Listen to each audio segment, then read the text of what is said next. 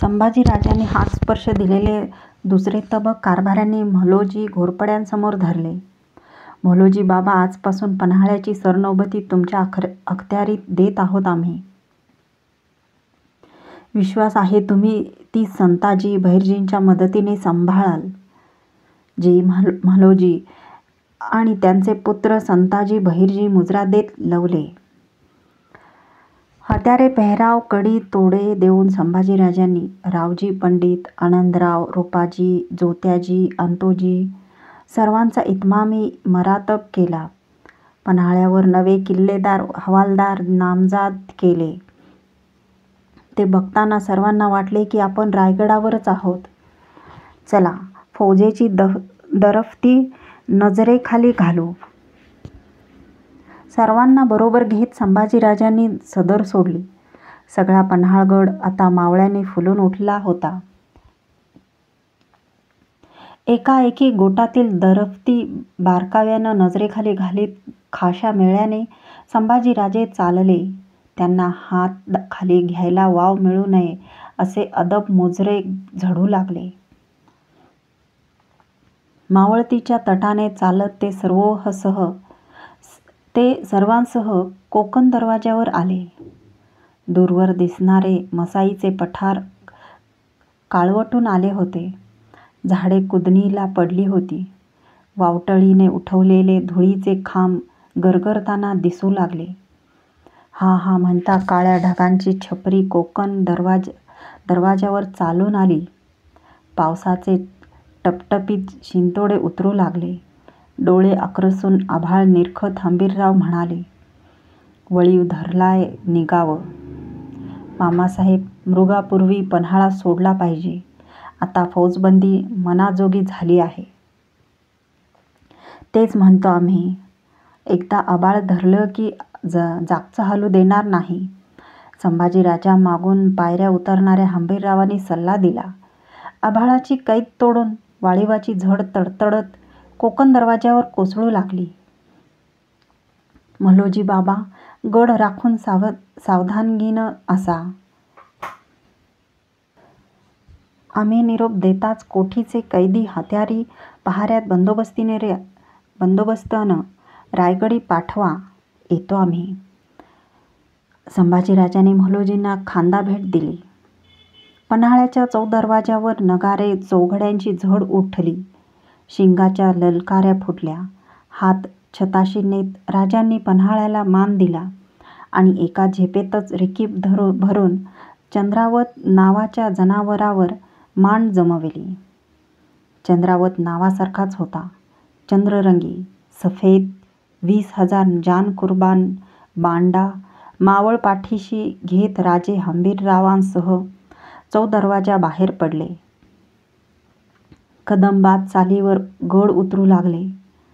रायगडाचा रोख मनी ठेवून आज पुऱ्या 3.5 सालानंतर ते रायगडाकडे निघाले होते. काय काय घडले होते आणि नव्हते या 3.5 वर्षात.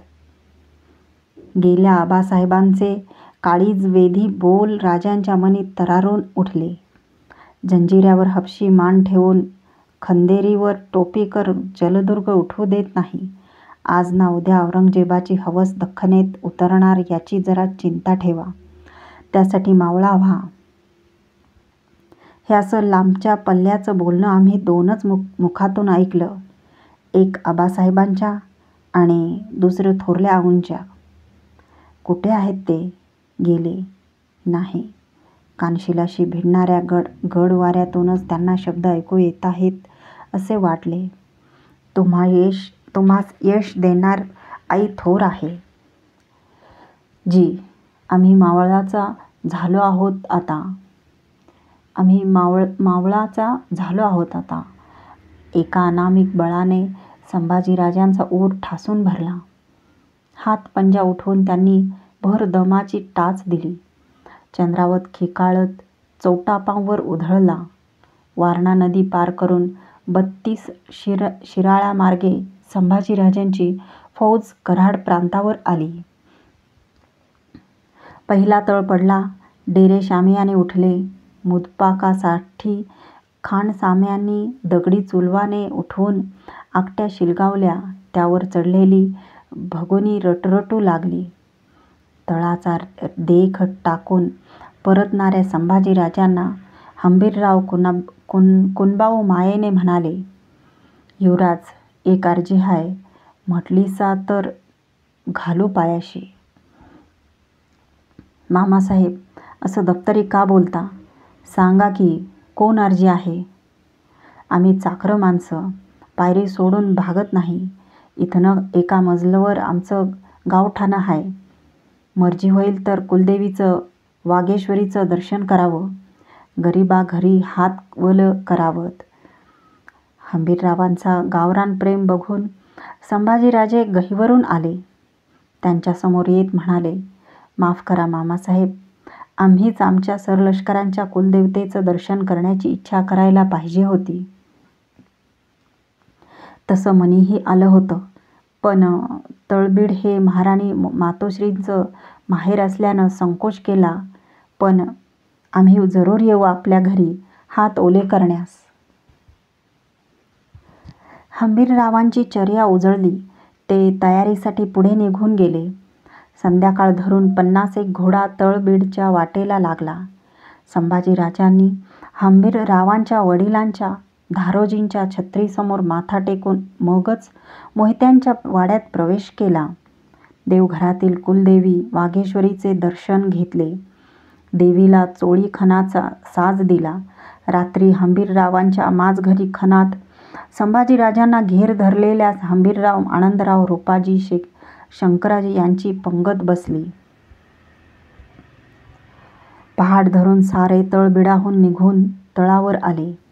10-12 निवडीचे मावळे उचलून संभाजीराजे स्नानासाठी कृष्णा कोयनेच्या संगमावर गेले. संगमावरून तळावरच्या आपल्या डेऱ्यासमोर येताच पाय उतार होत त्यांनी कायदे मोत्तद्दाराच्या हाती फेकले. डेऱ्यात जाऊ बघणाऱ्या संभाजीराजांना नमस्कार करीत एक कफनीधारी गोसावी सामोरा येत म्हणाला, युवराजांच्या भेटीसाठी आम्ही गोसावी मल्हारबाबांच्या मठातून कोर्टीहून आलोत. बोला मल्हारबुवा, बाबात ऐकून आहोत आम्ही, कसे आहात ते? सुखरूप आहेत. बाबांचा युवराजांना खासा सांगावा आहे. कसला? बाबांच्या मठाचा मारुल तर्फेचा नाडोली गाव अग्रहार असता दिवाणात अनामत झाला आहे. त्यामुळे मठाची आपदा होत आहे. तेव्हा का अनामत झाली आहे अग्रहारी गाव? संभाजीराजांनी तपशील जाणण्यासाठी सवाल केला. कैलासवासी स्वामींचे ही रीत कारभारात नाही यास्तव गाव अनामत केला आहे, असे आज्ञापत्र आले होते बाबांना. काय म्हणता तुम्ही? आबासाहेब तर धर्मस्थळांचे सारे बरे चालवून होते. गोसावी, यात काही घालमेल आहे? तुम्ही थांबा थोडे, आम्ही जातीनच येऊ बुवांच्या दर्शनास. मठाची व्यवस्था लावून देऊ, निर्धास्त असा. संभाजीराजांनी हात उठवून मठ शिष्याला निरोप दिला. दुपारचे थाळे होताच तळ उठला. फौज पुढच्या मुक्कामाला कूच होऊ लागली. हत्यारी शिबंदी घेऊन हंबीररावांसह संभाजीराजे कोर्टीच्या वाटेला लागले. पुढच्या मुक्कामावर फौजेला मिळणार असे सांगून वनराईने वेढलेले मौजे कोर्टी हे गावठाण आले. ओढ्याचा काठ धरून बसलेला मल्हारबुवांचा मठ नजरेस पडताच हात छातीशी नेत संभाजीराजांनी मांड मोडली. पायवाट चालू लागले. चिवट्यांच्या बंदिस्त कुडाण्याने घेर टाकलेल्या मठाच्या कवडात दाढी जटाधारी शांत प्रसन्न मुद्रेचे मल्हारबुवा शिष्यगणांसह उभे होते. त्यांच्या नितळ पायावर आपला माथा ठेवीत संभाजीराजे म्हणाले, बुवांचा प्रसाद असावा. उठा युवराज. छत्रपतींच्या आठवणीने तो बैरागीही भरून आला होता. त्याने आपला थरथरता हात युवराजांच्या टोपावर ठेवला. बाबांच्या पाठीशी होत संभाजीराजे मठात गेले. बैरागी बुवांच्या चरणांशी बसले. युवराज, छत्रपती गेले, आम्ही बैरागी. जन्मणाऱ्याला एक ना एक दिवस जाणं पडतं हे सत्य असूनही छत्रपतींच्या जाण्यानं कष्टी होतो. तुम्ही तर त्यांचे पुत्रच आहात. तुमचं दुःख आम्ही जाणू शकतो. पण विचारधारा जित्या जीवांना कर्तव्याची जाण देण्यासाठीच सृष्टीने मृत्यूची योजना अनादी कालापासून मांडली आहे.